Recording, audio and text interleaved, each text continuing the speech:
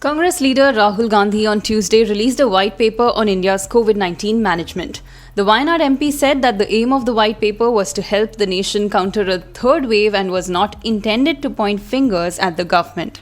Here are some of the key points from Rahul Gandhi's white paper. The Congress leader said that COVID deaths in the country were at least 5 to 6 times higher than official reports, and he warned that the third wave could be worse. He even said he would go so far as to say that we must prepare for subsequent waves even after third wave as the virus is mutating. 90% of the people who died could have been saved, he said. Taking a shot at the Prime Minister, he said his tears could not save the people, but having sufficient oxygen could have saved them. He noted that during the peak of the pandemic, there was an oxygen shortage. However, he said that there is no shortage of oxygen in the country now. He acknowledged that good work happened yesterday, that is on Monday, when it was reported that the highest number of vaccines were administered.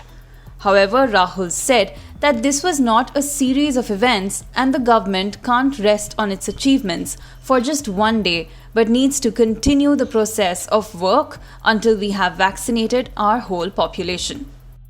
He alleged that management of the first and second COVID was disastrous and that the Congress has tried to point out the reasons for it.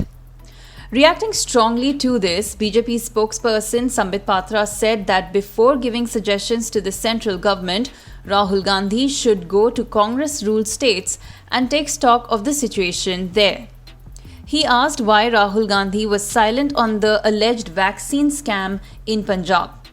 Meanwhile, BJP leaders have also been questioning Rahul Gandhi over whether he has taken the COVID-19 vaccination in India, even as he criticizes the central government's vaccination policy. Congress had said that Rahul Gandhi could not take the jab as he had contracted the coronavirus disease in May. Subscribe to One India channel and never miss an update.